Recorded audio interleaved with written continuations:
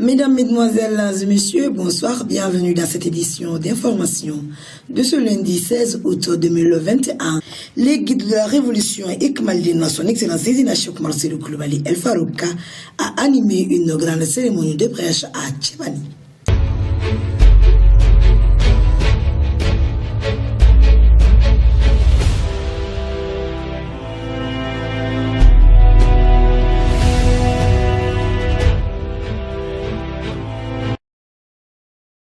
Et bonsoir mesdames, mesdemoiselles et messieurs et bienvenue. Comme je vous le disais tout de suite, l'association pour le complément de l'islam Ikmaldine Islamia, précisément les membres du comité Ikmaldine Islamia de Tchébani, ont organisé une grande cérémonie de prêche. La cérémonie de prêche a été animée par l'imam des prêcheurs, son excellence Zézina Cheikh Marcelo Koulibaly El Farouka. Nous vous proposons un extrait.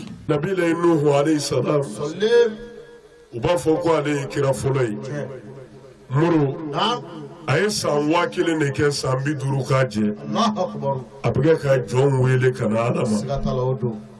bara gelera nuhun budo ani mamunu bena u kana gelera kutuku ore la islamia de mabo ma foye ay sabali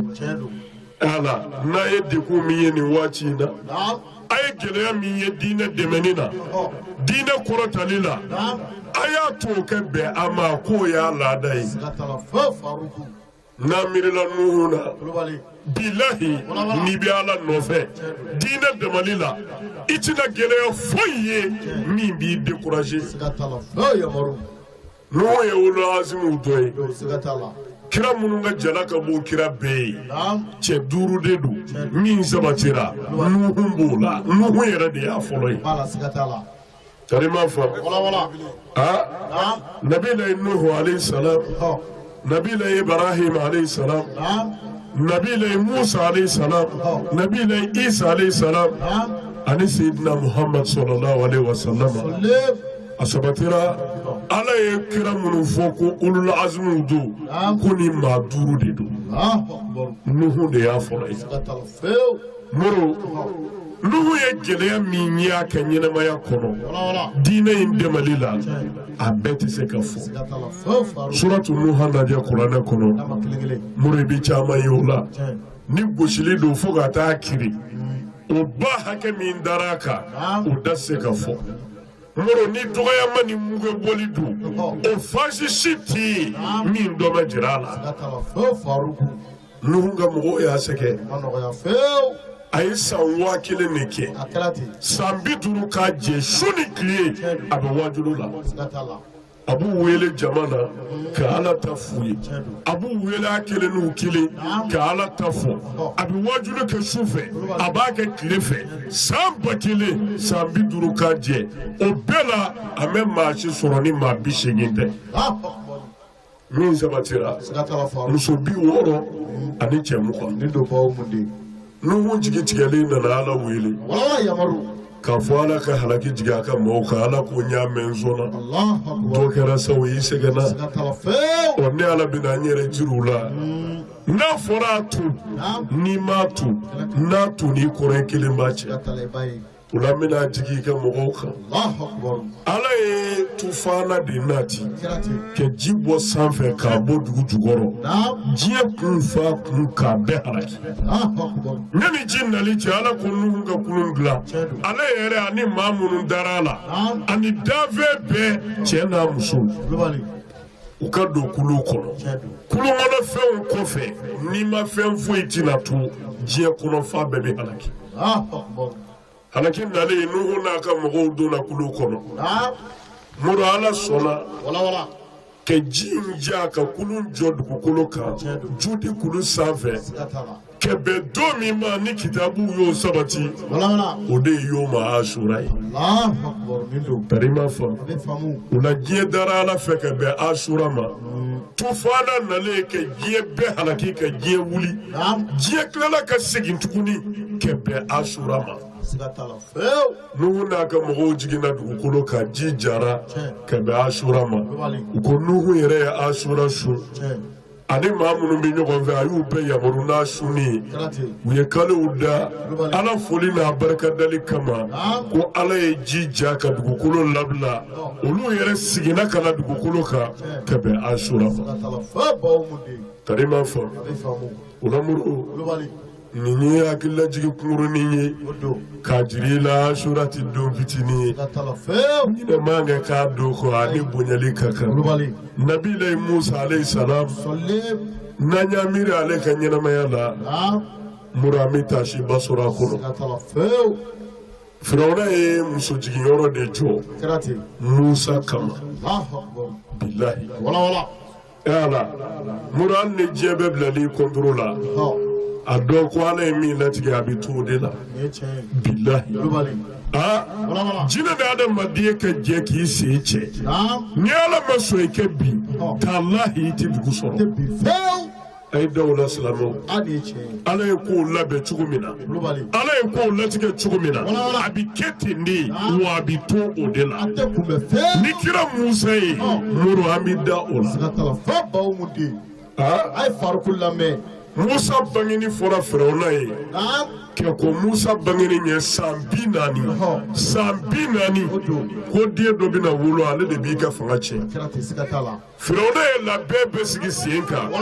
ko Musa kana na kɛ ko Musa nali ɲɛ san 40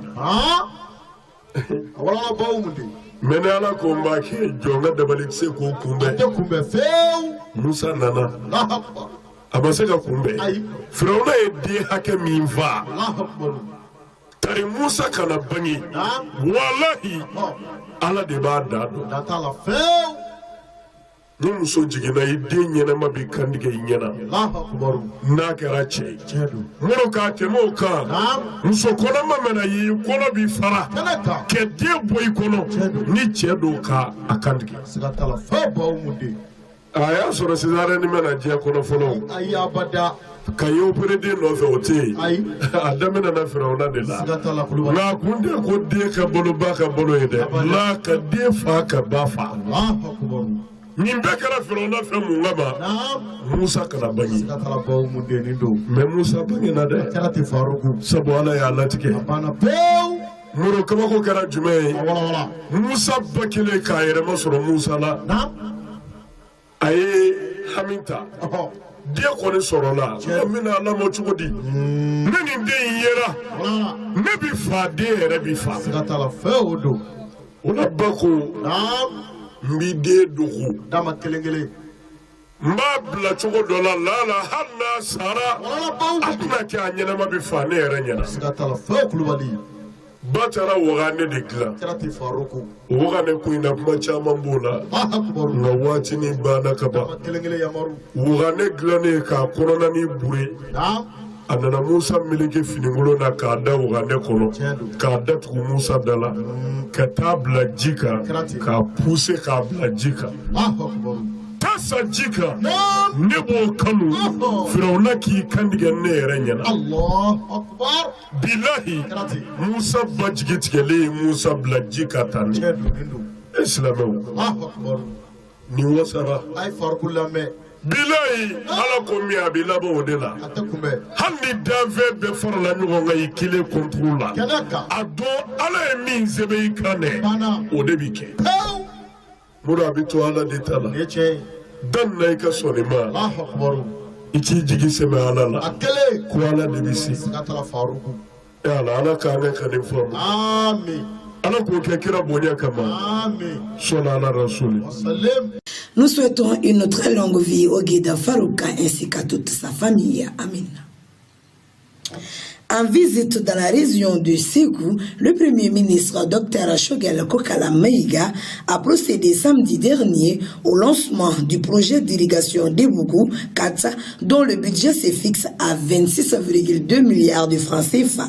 Il permettra d'augmenter les productions agricoles et d'améliorer les revenus des exploitants. Ce projet constitue un symbole de l'amitié germano-malienne, financé par la coopération allemande à hauteur de 26,2 milliards de francs CFA.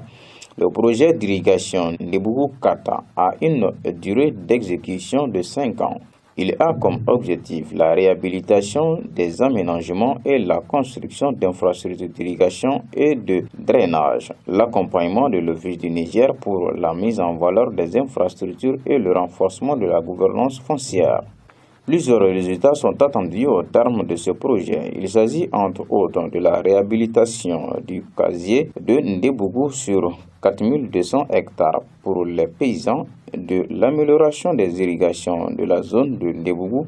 et une partie de la zone de Nyono, soit environ 20 000 hectares. Le prolongement du drain collecteur du Kala inférieur est jusqu'au 3e Biafa de Fala, de Molodo sur 33 km, la mise en place du paiement numérique de la redevance et la construction d'infrastructures sociales font également partie d'autres objectifs. La cérémonie de lancement s'est déroulée en Ndebougou en présence de plusieurs personnalités dont le ministre du Développement rural Modibo Keïta,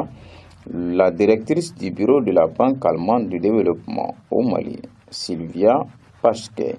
du gouverneur de la région de Ségou, Alassane Traoré, le président de l'Assemblée permanente des chambres d'agriculture du Mali, APECAM, Sanoussi Bouyassila, du président directeur général de l'Office du Niger, Abdelkarim Konaté. Pour le Premier ministre, Dr Choguel Kokala Maïga, ce projet est d'une importance capitale, cadre parfaitement avec les objectifs du gouvernement de transition. Le chef du gouvernement a rappelé que l'Allemagne a été le premier pays à reconnaître l'indépendance du Mali. Depuis lors, il a toujours été aux côtés de notre pays. Dr Choguel Kokala Maïga a indiqué que le geste d'amitié historique restera toujours dans les cœurs et les esprits des Maliens. Au nom du président de la transition du gouvernement et de l'ensemble du peuple malien, il a remercié l'Allemagne pour cette marque de volonté de solidarité à l'égard de notre pays. Des années 1990 à nos jours, la coopération allemande a couvert plusieurs domaines d'activité comme l'aménagement des terres ou la riziculture, l'appui à la mise en valeur agricole et les études et travaux relatifs aux infrastructures hydrauliques. Selon la directrice du bureau de la Banque allemande de développement au Mali, ce grand projet prometteur est la concrétisation d'un effort commun germano-malien. Sylvia Pasquet ajoutera que le projet Ndebougou Kata vise l'augmentation de la production, l'amélioration du système de drainage, la protection des terres et l'utilisation du potentiel économique à long terme. De son côté, le maire de Ndebougou s'est réjoui du lancement de ce projet qui permettra de lutter efficacement contre la pauvreté à travers la création d'emplois pour les jeunes et les femmes et l'amélioration des conditions de vie des populations. Après l'étape de la région de Kidala, le ministre de l'administration territoriale et de la décentralisation, le lieutenant-colonel Abdoulaye Maïga, accompagné d'une forte délégation, est arrivé le vendredi dernier dans la cité des Askia.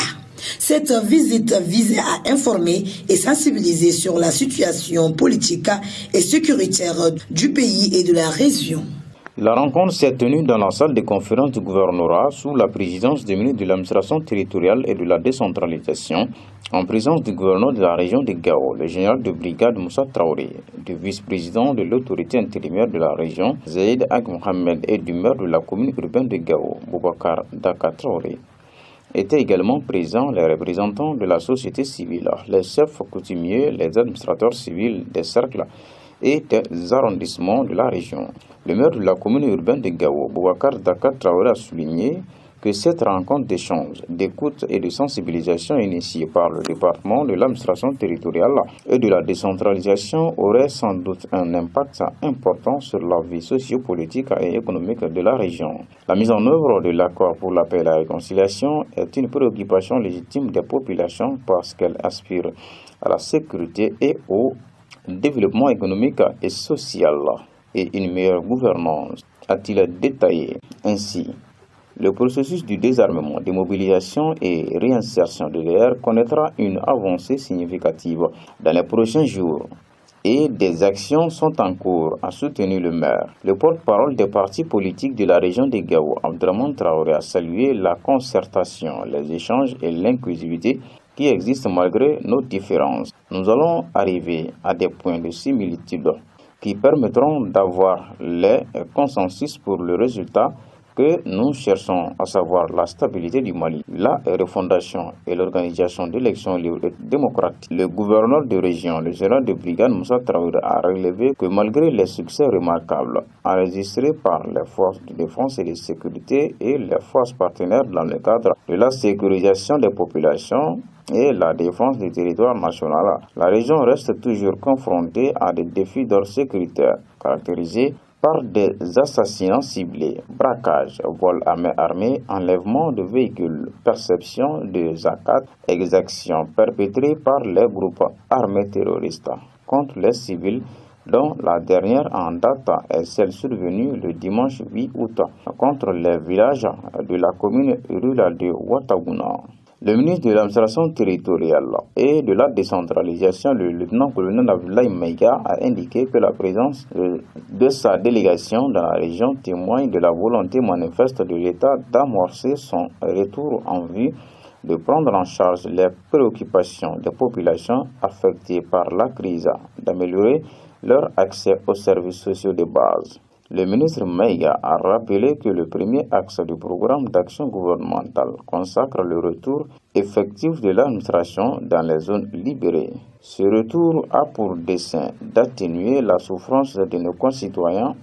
longtemps exposés à l'insécurité, d'organiser le retour et l'accueil des déplacés et des réfugiés, d'assurer les services sociaux de base, notamment la santé, l'éducation, l'hydraulique et l'assistance humanitaire. Les dispositions sont déjà en cours pour le retour effectif du personnel, des infrastructures et des équipements. Le lieutenant-colonel Abdoulaye Maïga a remercié les partenaires nationaux et internationaux dont le concours est précieux pour la réalisation des objectifs de paix et de développement au bénéfice des populations.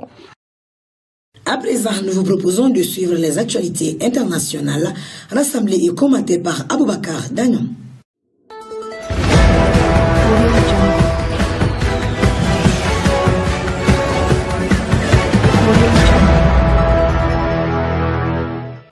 En Haïti, le bilan humain s'alourdit. Près de 1300 personnes sont décédées. Le bilan humain du séisme en Haïti continue de s'alourdir. 1300 personnes sont décédées et 5700 blessées, tout en subissant des répliques du tremblement de terre de magnitude 7,2. Habitants et secours se sont affairés dimanche avec des moyens limités pour tenter de retrouver des survivants. Le tremblement de terre a frappé la partie sud-ouest de l'un des pays les plus pauvres du monde, dévastant certaines villes en déclenchant des glissements de terrain. Les survivants de certaines régions ont été contraints de s'abriter dans les rues ou sur les terrains de football avec leurs quelques effets personnels et récupérés, tandis que des hôpitaux étaient submergés pour aider les blessés. Le séisme survient alors que le pays est déjà aux prises avec la pandémie,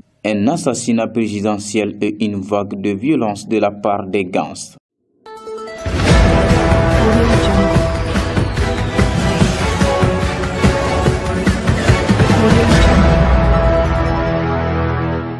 Monsieur Hichilema, homme d'affaires autodidacte surnommé HH, a remporté un total de 2 801 757 suffrages contre 1 814 201 pour M. Lungu, a-t-il précisé. Une victoire nette alors que cette course était donnée serrée depuis des semaines. Une seule des 156 circonscriptions du pays d'Afrique australe n'a pas officiellement été dépouillée, mais la commission a estimé que, quels que soient ces résultats, cela ne risque pas d'influer sur la victoire de M. Hichilema. Quelques bouchons de champagne ont sauté dans la salle où se trouvaient des parlementaires proches de HH, alors que des coups de klaxon se multipliaient dans les rues alentours débordant de monde. C'était la troisième fois que M. Hichilema affrontait M. Lungu dans les urnes. En 2016, il avait perdu de seulement 100 000 voix.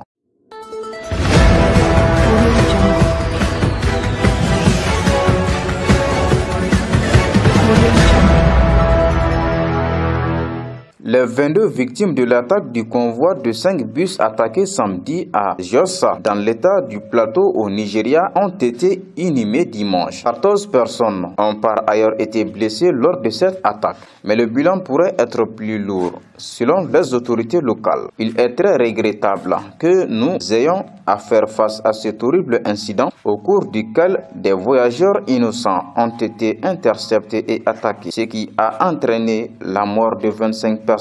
a déclaré Danaldi Atou, représentant du gouvernement de l'État. Le convoi transportait au moins 90 personnes, des musulmans essentiellement, qui auraient été attaqués à l'arme blanche par une milice chrétienne présumée. Après la célébration du Nouvel An musulman, l'attaque a été condamnée par le gouverneur de l'État du Plateau. La police a déclaré que 6 suspects avaient été arrêtés et que le calme était revenu dans la zone. Le nord-ouest et le centre du Nigeria sont en proie depuis des années à des violences entre des éleveurs nomades majoritairement musulmans et des agriculteurs chrétiens pour le contrôle des ressources de l'eau et des terres. En septembre 2001, les affrontements entre chrétiens et musulmans autour de Jos ont fait 913 morts selon Human Watch.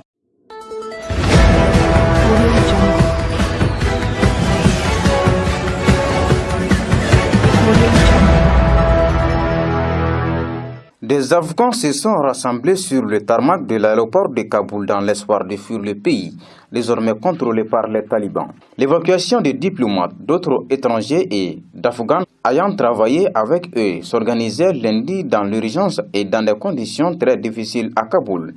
tombé au maître des talibans. Parallèlement, des milliers d'Afghans se sont rassemblés sur le tarmac de l'aéroport dans l'espoir de fuir le pays. Les membres du personnel de l'ambassade des États-Unis et de nombreuses autres ambassades ont été regroupés à l'aéroport de la capitale afghane, sécurisé par les soldats américains pour être évacués. Certains ont déjà tous pu quitter l'Afghanistan, à l'instar de l'ensemble du personnel de l'ambassade de Norvège, a déclaré lundi l'armée norvégienne. Si les vols commerciaux ont été annulés, la Turquie a envoyé un Boeing 777 de Turkish Airlines pour rapatrier ses ressortissants. L'avion, avec 324 personnes à son bord, a atterri à Istanbul dans l'après-midi selon le site internet Flight Trader 24. C'est le seul avion civil à avoir décollé de Kaboul lundi. Une marée humaine s'est précipitée ce lundi vers ce qui est la seule porte de sortie de l'Afghanistan pour tenter d'échapper au nouveau régime que le mouvement islamiste,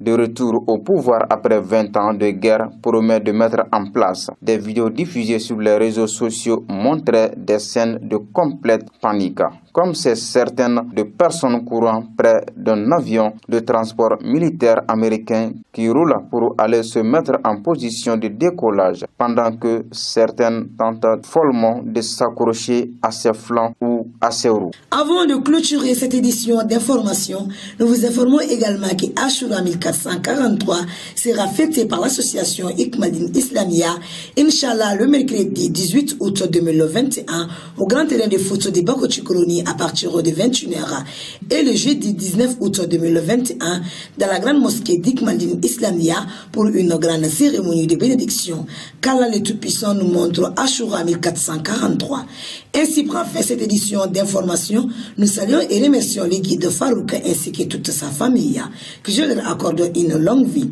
Bonne suite de programmes sur votre chaîne au service de l'Islam Orania TV. Qu'Allah le Tout-Puissant protège le Grand Mali et le monde entier et que la paix et la quiétude règnent partout. Je vous remercie.